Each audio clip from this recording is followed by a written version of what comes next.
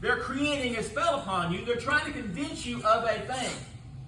So I told Cheryl when she walked in this morning that she was a what? A Hollywood star. She walks in, boy, Cheryl was like, you created a word. You created a spell. You lifted a person up. Do you understand the magic of words? But if you understand the magic of a positive word, what about the magic of a negative word? There you go. So, here's this thing. When we're dealing with this realm of the churches we're going into, one of the things is that it's my job is to keep the vision in front of you, to keep you see where you can go, where you can be, instead of where you're at. I'm not really interested in the sin that you did today or yesterday. I really don't care. That's not my business. That's between you and God. When a preacher sits here and they're harping on your sins because they know, boy, I know AJ right now, buddy. I know that he did this and he did this, and I'm going to really hammer hard on him today. You realize that when you're doing that, you're sinning because you're saying that it's your job now to point out AJ's faults. You're judging. And you're using a pulpit to do it. Wrong. It is our job to shed light, but as well to bring you to an awareness of not the life that you're living in, the life that you could live in. Yeah. So now, when we look at this thing, one of the things that I got this morning after going through all this is something kept telling me about anxiety. And I knew that there's going to be some person either here today or a person that's going to be out there that's going to stumble upon something that got said today and go, what? Because if the next thing is anxiety, what does the Bible say about anxiety? It says in, where is it? One of the Bible, I wrote out somewhere. But it says, do not be anxious about anything. Cast your cares upon me, and Yeah. I will comfort you. But it says, do not be anxious about anything. Anxiety is saying, well, this ain't going to work out, that's it. So now, the thing is that we talked about that basically these signs of spiritual attack are signs that we've not trusted in God. So the thing is fatigue. We're tired because we're carrying all this stuff around. Cheryl just said, cast all your cares upon me. Well, why do I got to carry them? Because you want to carry them because you want to complain about them in your life. You want to carry the stress around about your work, the pressures about work. You want to carry that around. God says, give it to me. Okay? Anxiety. You're saying that God can't what? Handle it. God can't handle it. I've got all this stuff. I don't know. So you're saying that God is not in control of your life. Maybe the reason why you have anxiety is because God is not in control of your life. You are in control of your life. If you're the worst driver in the world and you go through a big city and traffic jams everywhere and you're all anxiety about that, maybe if you was a good driver, it wouldn't be so stressful to you. That led us to this next one. So the thing is that anxiety, somebody needs to hear today that stop being anxious. Because the Bible says, do not do this.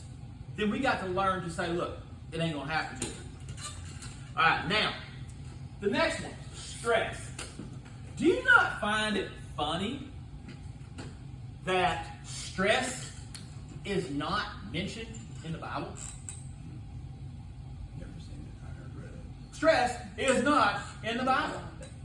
Now, you would think this big thing in our life and in our world, stress, would be mentioned in the Bible. How big of a killer is stress amongst people? And yet it's not even mentioned in the Bible. Don't you find that strange? Maybe it's strange because stress was never what? It was not even it doesn't even exist in God's eye. There were stressful circumstances, but stress as an entity is not mentioned. Stress is one of the biggest indications of you saying absolutely beyond anything that God is not in control. Stress is probably one of the worst ones because it is the total lack of faith. When a person has no faith, that they do not believe in all this stuff that's happening around, what are you saying? But in reality, we don't view stress as what it is. We're viewing stress as what we make it out. In reality, our stress is, again, our creation. We create our stress, but yet we want to blame stress and all this. In reality, Kai, it's ours. We chose it. We chose, well, I don't know how I chose. Well, wait a second. You don't know how you chose to be in financial debt. Really. I remember a woman coming to me. We had our shop in Greenberg. And this woman came and she was really stressed out. She said, Monty, she said, I don't know what I'm going to do. I said, you know. She said, no. She said, I'm stressed out. She says, I'm broke. She says, I have no money. And my unemployment is getting ready to run out. I said, really? She said, yes. She said, I've got it extended for the last time. I said, well, have you been looking for a job? No. I said, but aren't you required to make job contacts? Well, I just write stuff down there. I don't really try to get a job. I really need God to extend my unemployment. Because if not, I'm stressed. That's ignorant. And she was legit about it. She was asking this, and I'm like, first thing is, I said, when you said you applied for these jobs, and you didn't apply for these jobs, you did what? It never entered into her mind that she lied. Never entered into her mind that she lied. From that point right there, I'm sitting here, my wife and I are sitting here, we're doing everything we can to try to hold on to our house and all this stuff, and we're working. You know how hard it is for a person who is working to go by and see somebody on the side of the road who is in better shape than I am and who's will work for food? Then go get you a job. But no, we want what? So the thing is that stress. Have you ever considered this phrase? When you got somebody and they're kicked back and they say, man, I'm what? It starts with a letter. Are you cool? You ever consider that? Are you cool? Where did that phrase come from? I am what? When you're a man relaxes, man, you good? I'm what? I'm cool. I'm cool. Where did that phrase come from? You ever considered where did that phrase come from? Let's go to Psalm 55:22. Let's talk about stress. Somebody read Psalm 55:22. Cast thy burdens upon the Lord, and he shall sustain thee. He shall never suffer the righteous to be moved. So again, it says, cast all your burdens upon him, and he shall what? So, this is the word for sustain. The problem is, Kyle, let's think what you're saying. All right?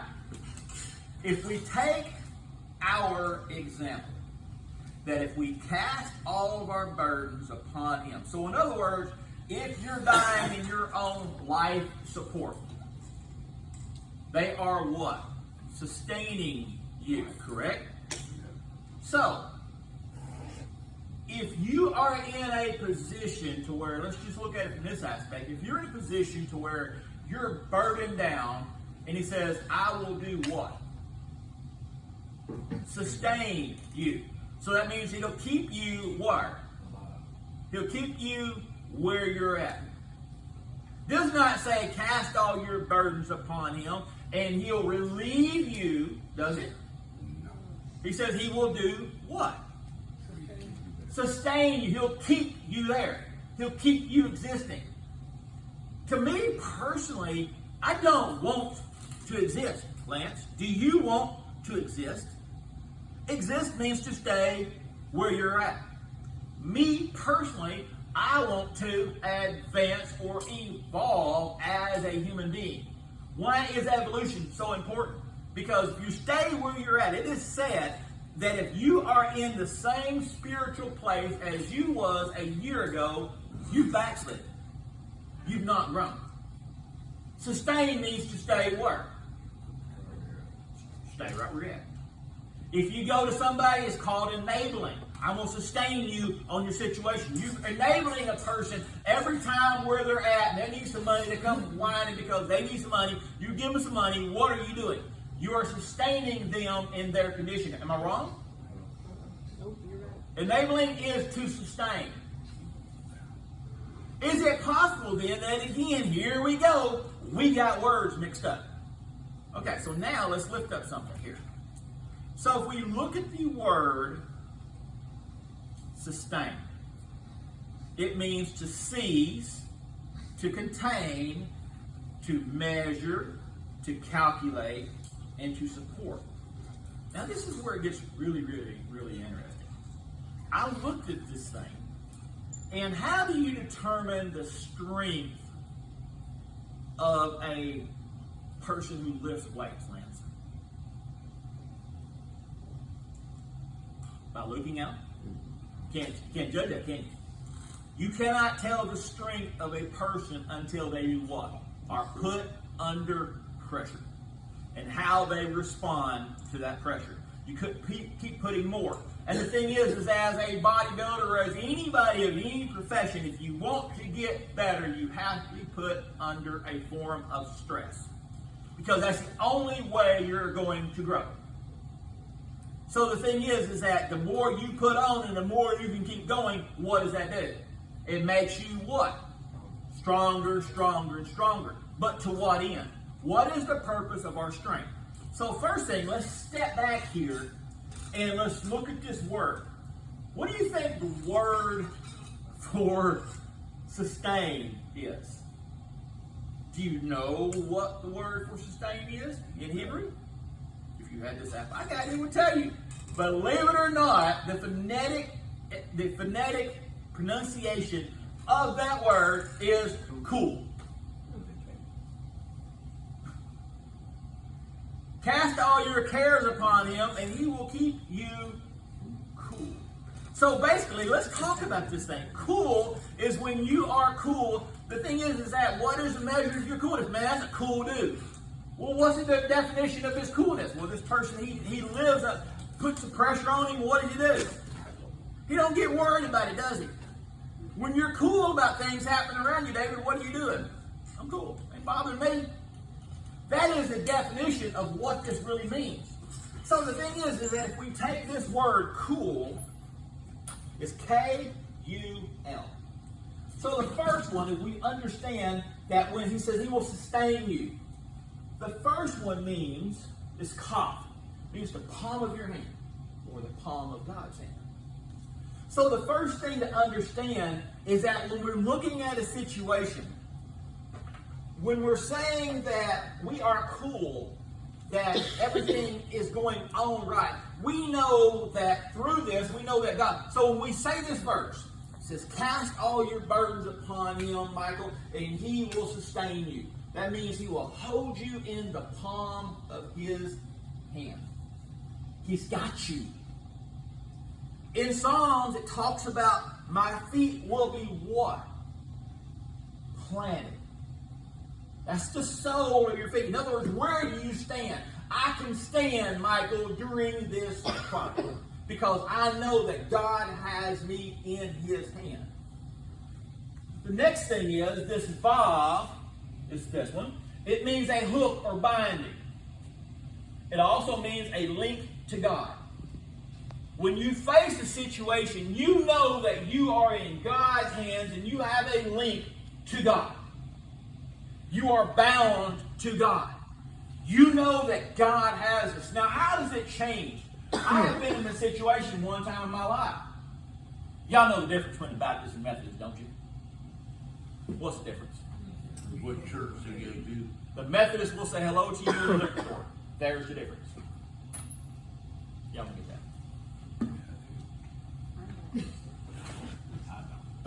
A Baptist won't say hello to you in the liquor store. If a Baptist see you in the liquor store, they go, They ain't supposed to be there, right? they ain't supposed to be there and you ain't either. So they're going to ignore you. There's a difference. Methodist, well, hey man, how you doing?